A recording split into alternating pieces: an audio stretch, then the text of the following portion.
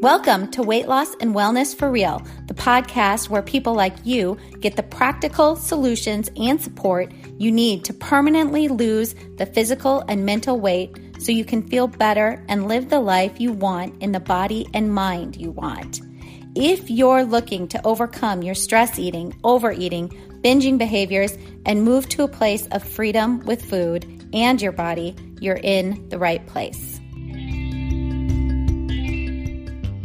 Just a reminder that this podcast represents my own opinions. The content here should not be taken as medical advice. The content here is for educational and informational purposes only. Please consult your doctor or healthcare professional for any individual medical questions you may have. I hope you are finding something useful from these episodes and this podcast. And if so, please share it with someone else in your life you feel it could benefit. This podcast is also now monetized. So if you really feel you are getting a lot from it and want to help keep it going, please go to the episode show notes. You can just scroll down from wherever you're listening. You'll see a description of the episode, and then you will see it says support this podcast. And then there's a link you can click on. You can click on that link, and that's where you can support the podcast. Even the smallest donation, like 99 cents, helps to keep me producing the podcast. And to those of you who have donated, I really, really appreciate the support. I really do appreciate all of you listening and sharing the space with me. Again, just very thankful for all of you. Hello, everybody. I hope you are doing well today. We are going to be talking about a topic that is really important when it comes to not only weight loss, but really moving through life, being able to hit our goals and our dreams and feel good while we're getting there on the journey towards them. It's really a life skill that I so wish I had been taught early on in school. It would have been so helpful. But today we're going to talk about it. Hopefully it'll bring you a sense of something that you can really practice throughout this upcoming week or month to help you in regards to staying true to the behaviors that you are working on, to some of the habits that you're trying to change. So today we're going to talk about processing emotions without food or drink, by the way, and also holding opposites. So all of us experience negative emotions, and I honestly actually do not like that term, negative emotions. The word negative just, I guess, to me implies there is something wrong with experiencing it, when in reality, negative emotions are not only normal, but also needed in order to experience positive emotions. Okay, so just stay with me here. Negative emotions are not only normal, but they're also needed. So I just want you to think about this, like try this on a little bit. If we didn't experience negative emotions, we would not understand or even be able to feel the positive emotions. We only feel the positive, good feelings, the ones we're always looking for, because it's against the backdrop of the negative feelings. So we really need both to experience the other. And honestly, it's actually Carl Jung, however you want to pronounce his last name, concept. And I do adore his teachings and writings. So you may find me talking about him and his concepts once in a while. But anyway, understanding that we need to hold space for both the positive and negative emotions, opposites. So negative and positive emotions, opposites. We need to hold space for both of them in order to feel the feelings we want to feel, the positive emotions. We have to hold space for both emotions. So what this comes down to then is really understanding we need to become people who do not push away, eat away, or stuff away, or repress our negative emotions. And I'm going to repeat it again because I really want you to hold on to this concept and really get good at incorporating it into your consciousness, which, by the way, means thinking it on purpose, maybe writing it down. Feeling negative emotions is normal. It is normal. It's the human experience. On average, and I guess I'm going to say in general because some of us actually experience negative emotions more often, but in general, as a human, you are going to experience negative emotions 50% of the time. 50% of the time, you are going to feel all the negative emotions you can think of: anger, grief, loneliness, sadness, discomfort, boredom, awkwardness, defeat, fear, helpless, insecure, worried, anxious, confused, overwhelmed. And 50% of the time, you're going to be feeling positive or neutral emotions like willingness, openness, happy, interested, curious, joyous, calm, loving, belonging, secure. So really taking in and understanding that negative emotions are needed and normal, that understanding of that concept really helps us take the temperature down a bit on the thought that I can't handle negative emotions and I need to feel positive emotions all the time. Okay, no. This is a thought that just creates more negative emotions. And it creates more negative emotions when we think that, because it is an impossibility to not feel negative emotions. As a human, you are going to feel them. So acceptance of negative emotions is a foundational key in learning to stop emotional and stress eating, to stop overeating, to stop over drinking, etc. It's one of the keys to losing weight for good and creating a healthy relationship with food and self. Now, this recognition is great for other aspects of our life as well, but I always kind of lean these podcasts towards finding optimal health, losing weight. That's a lot of who my audience is, but understanding that these concepts work across the board for just us as functioning human beings and feeling purpose and meaning within our lives. So there is a way that we can learn and practice how to feel a negative emotion and at the same time experience a deep feeling of peace, calm, and stillness. So we can actually experience multiple emotions at once. And I think many of us don't always realize this, but it truly is a possibility. And we can actually, if you can stay with me here, experience, I guess, what some people would label opposite emotions, like, calm and sadness. We can experience them at the same time. And there's ways to practice skills and ways of thinking and ways of feeling to be able to do this.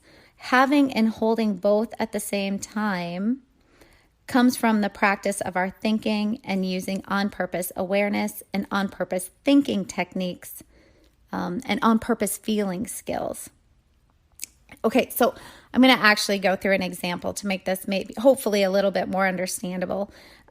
So here's an example. I have 2 clients in the past who experienced a death of a very, very close loved one. One client responded with deep, deep grief and moved into overwhelm and resistance and anger and trying to escape the emotion through food and alcohol for over 2 years.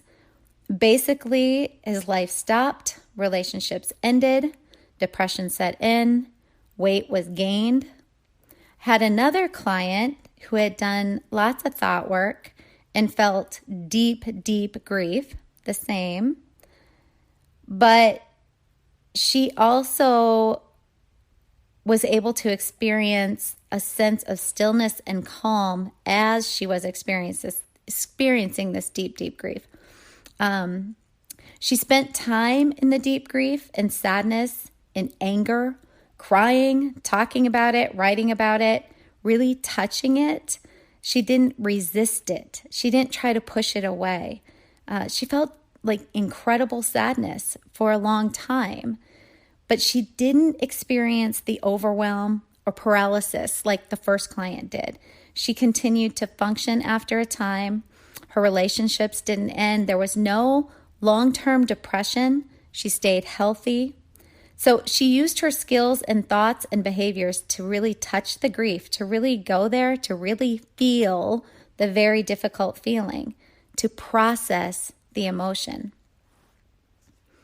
The importance of feeling a feeling doesn't just apply to deep negative emotions like loss and grief and deep, deep pain.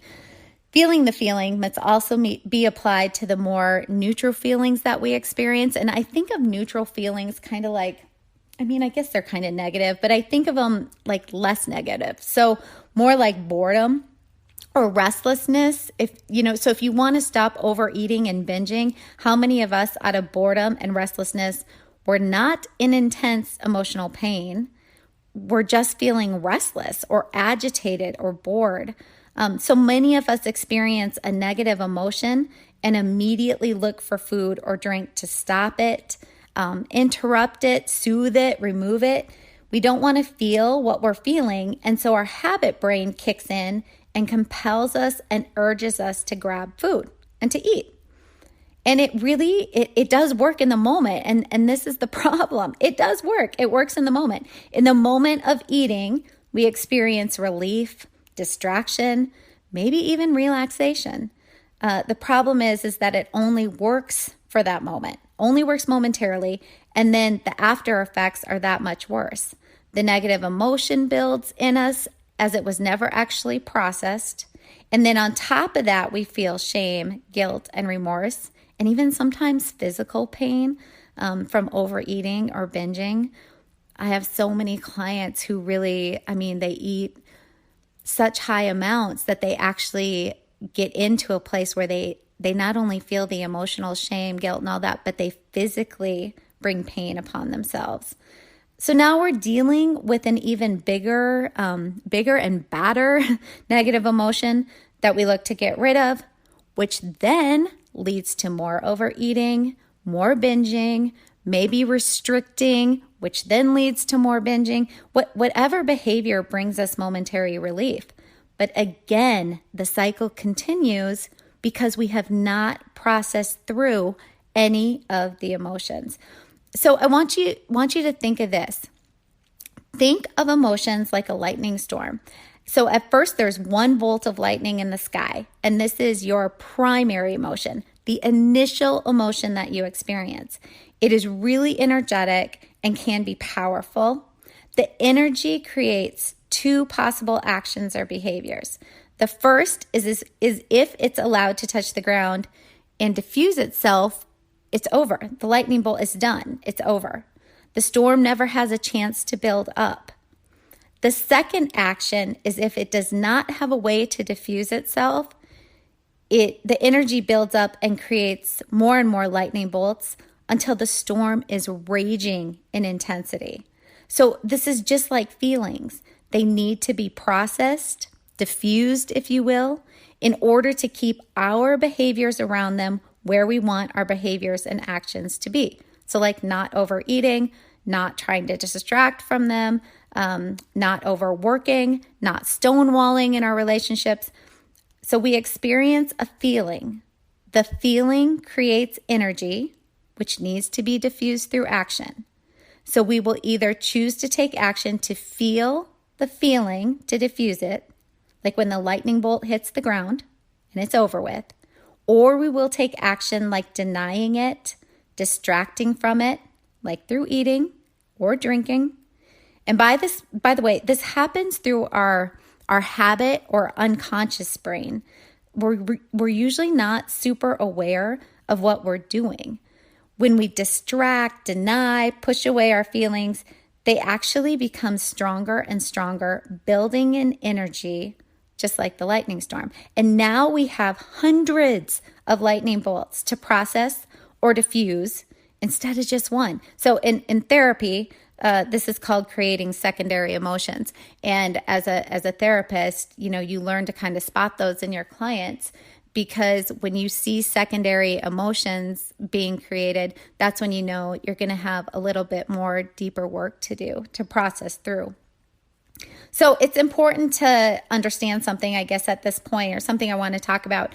And this is our habit brains. And this is I just use that term because it helps me understand. It really is a part of the brain, kind of in the back of the brain, that sort of runs all our programming. Everything in the habit brain is very unconscious. It helps us with our, it helps us breathe. It helps us not have to make all kinds of decisions on the things we want to do. It runs our programming. And so it runs our automatic thinking and also our behavior patterns from years and years and years of running the same program or the same pattern. So, it's when we find ourselves like doing the things that we kind of wish we weren't doing. It's sort of like the brain latches on to these programs that we were programmed with and runs these habitual patterns that we're not actually always aware of. But in reality, this habit brain is always trying to help us out. At some point in life, sometimes due to messages we received as children from parents, maybe from peers, sometimes from a trauma event we experienced, sometimes from circumstances that were highly emotional, we used a substance like drugs, alcohol, food to quell an uncomfortable emotion around that programming or that traumatic event or that highly emotional event. And when it worked in the moment, the habit brain latched onto it and said, yes, let's use this. It's a solution. When I eat, I feel better. It feels so much better than experiencing the negative emotion. And this stopped us from feeling uncomfortable for the moment. We felt relief, we felt comforted, we felt better. So now every time you feel uncomfortable, the brain will throw up an urge to get you to eat to bring you comfort. It really is the habit brain's way of taking care of you. And the reason I want you to recognize your habit brain really is trying to take care of you, even though its urges compel you to eat and in the end are hurting you in the long term, is because sometimes I have clients who get almost angry at their habit brain and they say things to themselves like, why do you do this to me? And you're messing up my life and making me miserable. And in reality, when we talk to our brains like this, we are actually in discord with our own selves. Our habit brain really is a part of us, and subconsciously we know this. So when we're in discord with ourselves, when we're arguing with ourselves, when we're honestly being unkind and mean to our habit brain, we continue to create negative emotions. We create this dichotomy within ourselves that creates tension. It creates upheaval. It creates rebellion often. So I'm not going to get into this too much more detail here, probably do another podcast on this totally separately, but just really important to start getting into a mindset of understanding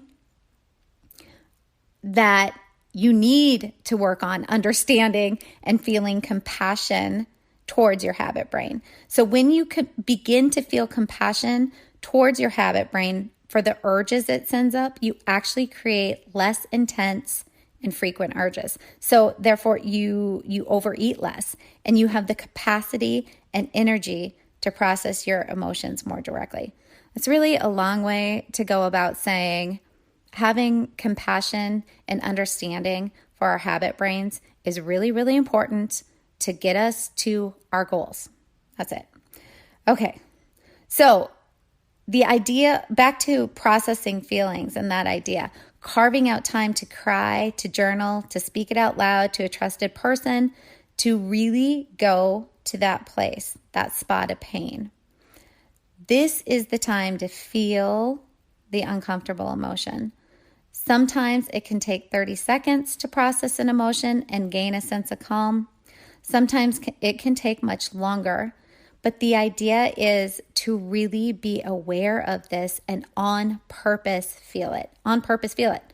So sit, take a moment, feel the feeling. When you recognize a feeling you don't want to experience, tell yourself that you can experience it. I can do this. I can sit through this. It's okay. Sit, breathe, really feel it. Name it. If you're not sure where to start with this, if this is kind of all uncomfortable new stuff for you, you can start here. Start by noticing how the feeling feels in your body.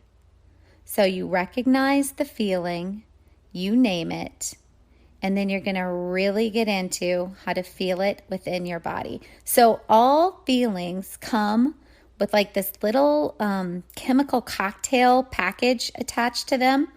So we have a thought. The thought creates a feeling.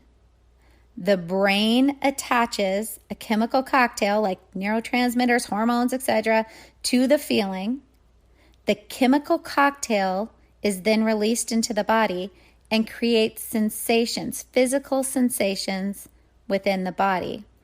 And typically, these physical sensations are uncomfortable, and it's why we are unconsciously or consciously trying to distract or deny our feelings. It's more like we don't want to feel the physical sensations that go along with them. That's what makes us uncomfortable. So one way to process a feeling, to diffuse it, to really feel a feeling, is to notice it and do a body scan, asking yourself, what am I feeling in my body? What sensations are there? So here's an example. When I am experiencing anxiety, I usually have a slight headache. My face feels warm. My throat and jaw feel tight. There's often a tightness in my chest area. My heart races. My stomach may feel kind of warm, sometimes even slightly nauseous. Like I work my way down my body, noticing and naming the sensations. And as I sit and do this, there is a slight relief and relaxation that sets in. And often just that tiny bit is enough to process the emotion to where the intensity of it sort of abates, kind of goes away. Remember too that sometimes we really want to and need to feel the very uncomfortable feeling. Sometimes it's very appropriate to feel anger, sadness, grief, guilt. Feeling all those things for a time and not wanting to process out of them right away is fine. That's okay. It's more about just understanding how you can use skills to be aware of feelings, feel feelings, not distract from them, not deny them or repress them, is really what keeps us from sabotaging our life goals and dreams, as well as our weight loss goals. So I'm going to challenge you this week to be aware of your feelings and choose one to process through, maybe even right now. Like after you're finished listening to this, sit and think about what feeling am I feeling right now? And then use some of these tactics to really follow through on processing it, to really feel it. By the way, you can do this with positive feelings too. And in fact, for those of us who maybe get a little bit scared to go to that negative emotion, to really process it, to really feel it, it's really good practice to take a positive emotion, one that's a little easier to feel, and do the body scan work around it. Really feel the sensations and feelings. Our positive emotions and feelings also create sensations within our body. So that's a really great way to practice if you're very nervous about going to those negative emotions, or choose a neutral one, like choose the restlessness one. That one is one so many of us experience and tend to eat over. Okay, so the challenge is you're going to be aware of your feelings this week. You're going to choose one to process through. You're going to name it, and then you're going to choose to journal it. Talk to someone out loud about it, by the way, or yourself. But you got to speak out loud on this one or write it out. You can't really go through this dialogue within your own brain. You can within your own brain and mind, but I'm just saying the process is a lot more powerful when you either write it out or speak with someone you trust out loud. And then you could also, or instead, use the body scan technique. Okay? So hopefully you find something helpful and useful within this. This is all I have for today. Thanks for sharing this space with me, for listening. And also make sure you thank your own self for being willing to consider making changes in your life to get you closer to your goals and your dreams. And if you keep listening right now, you'll get some more information on how my clients take a deeper dive on these topics with me through online programs and coaching. It's where you get the actual structured lessons, worksheets, journal prompts, support and coaching behind all this stuff I'm putting out there to lose your weight for good, improve your health, and get to your goals.